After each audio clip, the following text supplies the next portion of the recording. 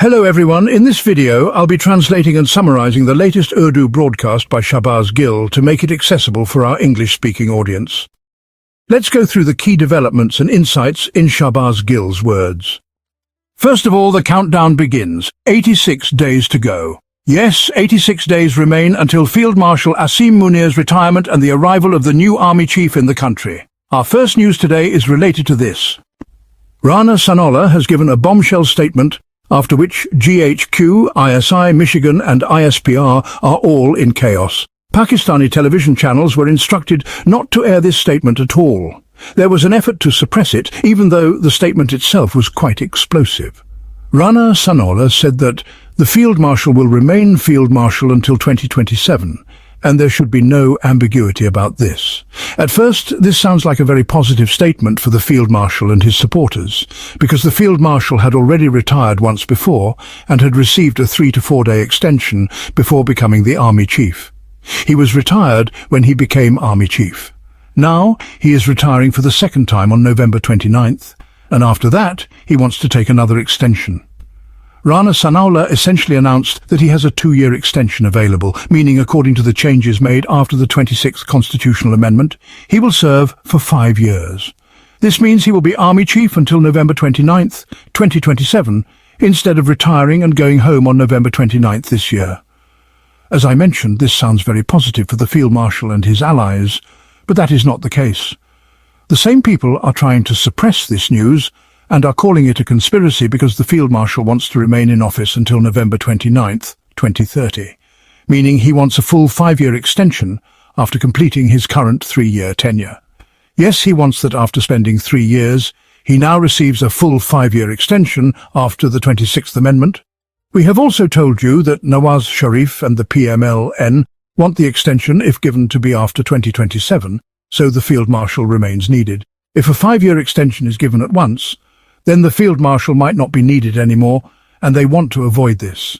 So they are pushing for an extension. Obviously, they won't just hand over 5 or 10 years on a silver platter, but they want it in one go. The Field Marshal wants the extension counted in bulk to get it all at once.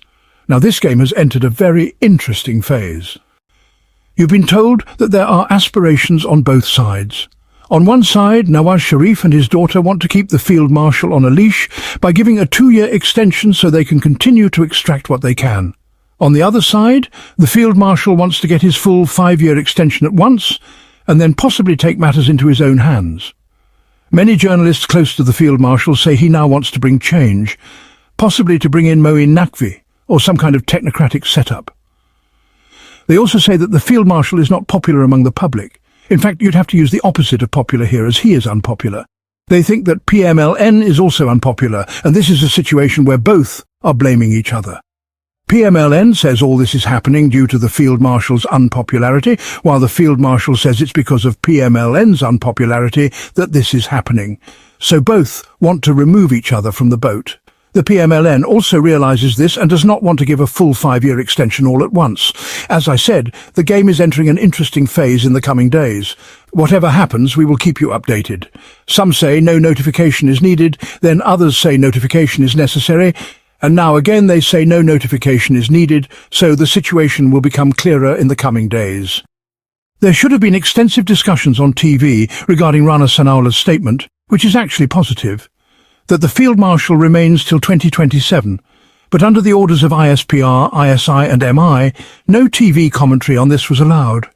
Everyone was told not to broadcast this news because it is considered a conspiracy. In the coming days, we will see what happens with this entire matter. Now moving to the next news, which is very interesting and related to a military foundation. Reportedly, it is more of an analysis rather than confirmed news because there has been no official announcement yet, so we present it as an analysis. You know about Telenor, the Norwegian cellular company operating in Pakistan, which had announced it was shutting down operations and planned to send all its assets back to Norway. Naturally, it has a huge customer base, a big business, and is one of the top 3 or 4 cellular companies in Pakistan. Someone has to buy it, and Ufone wanted to buy it. Before this, Mobilink had acquired Moeed, so Ufone wants to buy Telenor. Pakistan is the 4th or 5th largest population in the world, a huge market, so no company can easily give up such a business. Now a new player has entered the market, Pakistan's largest business group, the Military Foundation, which is worth nearly $6 billion. They have decided they want to buy Telenor's assets and business. If this happens, the game will enter a very interesting phase. But you know, whoever takes over such a business, their call records are checked first. I'm not saying this. In Islamabad's Justice Baba Sattar's court, everything came out openly. Hafiz-ur-Rahman, chairman of PTA, had lied in an affidavit claiming they never allowed call recordings, but later, lawyers for cellular companies said permissions were given by PEMRA and intelligence agencies. Apparently, around 3.6 million calls were recorded or are being recorded. So you see how big a lie was told. Hafiz was supposed to go to jail and be removed from office, but thanks to Qazi Lant Sahab, he was saved and remains in office. He is still there, overseeing PTA. Now all these matters, Telenor, Ufone, Jazz and other cellular companies, the so-called silver companies, are involved in this business. If the Military Foundation buys Telenor, just imagine for a second. On one hand, they already have a $6 billion business group. They are already in banking and insurance. You know, they're in dairy, milk, butter, flour, cement, steel, basically everything. So if they enter the cellular market too, only a few sectors would remain untouched, and they will enter those too. The most interesting thing is these international companies like Telenor had been giving their call records and location data as per the wishes of those in power. Whoever was to be picked up or abducted was traced through their phones and calls were recorded. So, if the Military Foundation itself buys Telenor, then it will control the whole system, the calls, the records, and everything else. First, watch this video. I've always lived in Faisalabad, and there we have often seen that when traffic stops at signals between Lahore and Faisalabad, many motorcyclists try to pass by, squeezing through like this. Even the car drivers try to squeeze through, similar to what happened to our friend Waraish Tayara. The axle of his vehicle actually broke. Poor Waraish's vehicle is in bad shape. In fact, they say the axle got tarai, broken. In Punjabi, tarai means broken or snapped, so his axle broke. Anyway, we'll talk about that later. Right now the situation is that, as I told you, the buses come squeezing through like that. This was happening in China, and behind was Shahbaz Sharif's visible number plate. Whatever the global situation is, no matter how close we are to China, obviously we are not as big a country as China, nor as big as Russia. Similarly, we are not even in the same league as North Korea in terms of importance in the triangle. Actually, no country is. Even India isn't as big a power in this scenario. I'm not just talking about Pakistan here. India isn't that major a power either. These three, China, Russia, North Korea, were moving forward, and whoever allies with them will eventually face consequences from Trump, because Trump sees these three as enemies. Or rather, the US considers these three countries as enemies. Now, Shahbaz Sharif wanted a picture, right? They say that an inexperienced person often ends up in the wrong place. People don't ask how he got there, they ask how to get him out. So, watch this video carefully. Shahbaz Sharif, behind like a bus driver, squeezing through, passing all the heads of states. He crossed all the heads of states just to take his photo.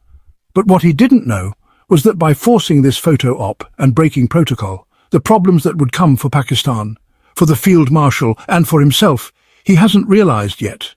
Think about it. You have President Xi, President Putin, and the North Korean leader, all very strict leaders. No fly will get close to them because even a fly could be attacked by a nuclear weapon by Trump. But Shahbaz Sharif ran up close to them and got the picture. Now the picture is taken and some small-time political operatives are happy about it, but if they had any sense they would think, where is Shahbaz Sharif placing himself? What kind of trouble is he stirring up? I'm not talking only about Shahbaz Sharif, whether it's Imran Khan, Indian Prime Minister Narendra Modi, Turkish President Erdogan or Saudi princes. No one should have gone there, because this is a very different type of bloc. Maybe Iranian president could join because their dealings with the US are somewhat similar to these three countries, but Shahbaz Sharif, for a photo, jumped in from somewhere. The whole family is basically TikTokers, active on social media worldwide, especially in America.